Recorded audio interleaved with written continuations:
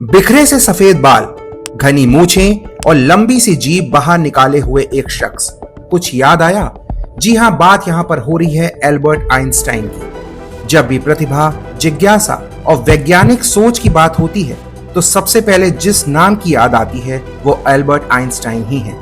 आधुनिक युग के महानतम वैज्ञानिक माने जाने वाले आइंस्टाइन ने न केवल विज्ञान की दुनिया को बदला बल्कि इंसानों के सोचने और ब्रह्मांड को समझने के तरीके को नई दिशा दी। 14 मार्च 1879 को जर्मनी के उल्म शहर में जन्मे आइंस्टाइन बचपन से ही बेहद जिज्ञासु थे। विज्ञान के रहस्यों को समझने और उनकी उत्सुकता असाधारण थी। पढ़ाई के साथ साथ उन्हें संगीत से भी गहरा लगाव था और वे वायलिन और पियानो भी बजाया करते थे। आगे चलकर उन्होंने इटली और स्विट्जरलैंड में पढ़ाई की और 1896 में अपनी स्कूली शिक्षा पूरी की। 1905 का वर्ष आइंस्टाइन के जीवन का चमत्कारी वर्ष माना जाता है। उस समय वे स्विट्जरलैंड के बर्न शहर में एक पेटेंट क्लर्क के रूप में काम कर रहे थे।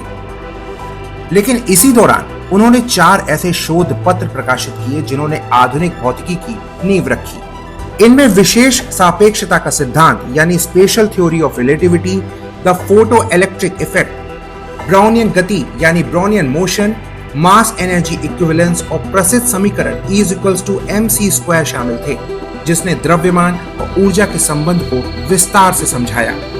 बाद में 1915 में उन्होंने जनरल थ्योरी ऑफ रिलेटिविटी को प्रस्तुत किया, जिसने समय, अंतरिक्ष और गुरुत्वाकर्षण की हमारी समझ को पूरी तरह से बदल दिया। उनके इन सिद्धांतों को आज आधुनिक भौतिकी के 2 प्रमुख स्तंभों के रूप में माना जाता है। 1921 में आइंस्टाइन को भौतिकी का नोबेल पुरस्कार उनके फोटो इलेक्ट्रिक प्रभाव की खोज के लिए मिला, जिसने आगे चलकर क्वांटम सिद्धांत के विकास में महत्वपूर्ण भूमिका निभाई।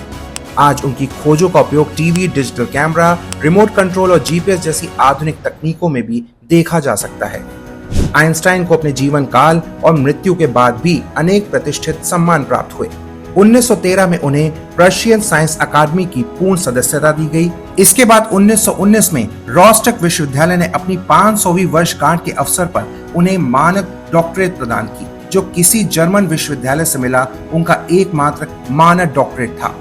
1921 में उन्होंने मैनचेस्टर विश्वविद्यालय से डॉक्टर ऑफ साइंस की उपाधि ली और 9 जून को वहां व्याख्यान दिया।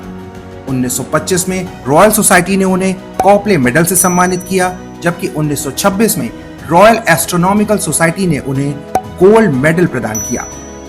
1929 में मैक्स प्लैंक ने उन्हें जर्मन फिजिकल सोसाइटी की ओर से मैक्स प्लैंक मेडल दिया। आगे 1931 में उन्हें प्रिक्स जूल्स जॉनसन पुरस्कार मिला। 1934 में उन्होंने जोसिया विलर्ड गिब्स लेक्चर दिया और 1935 में फ्रैंकलिन इंस्टीट्यूट ने उन्हें फ्रैंकलिन मेडल से सम्मानित किया। मृत्यु के बाद भी उन्हें कई सम्मान मिले, जिसमें 1955 में अलास्का का माउंट आइंस्टाइन उनके नाम पर रखा गया। 1973 में खोजे गए क्षुद्र ग्रह का नाम भी 2001 आइंस्टाइन रखा गया। और तो और 1965 से 1978 के बीच यूनाइटेड स्टेट्स पोस्टल सर्विसेज ने उनके सम्मान में डाक टिकट भी जारी किए। आइंस्टाइन केवल एक महान वैज्ञानिक ही नहीं थे, बल्कि एक विचारक, मानवतावादी और शांति के समर्थक भी थे। सामाजिक न्याय और विश्व शांति के प्रति उनकी प्रतिबद्धता उतनी ही मजबूत थी जितनी उनकी वैज्ञानिक प्रतिभा। इसलिए 1999 में टाइम मैगजीन ने उन्हें पर्सन ऑफ द सेंचुरी घोषित किया। आज आइंस्टाइन की जयंती हमें ये याद दिलाती है कि जिज्ञासा, कल्पना और ज्ञान की खोज ही वो ताकत है जो इंसान को ब्रह्मांड के रहस्यों तक पहुंचा सकती है।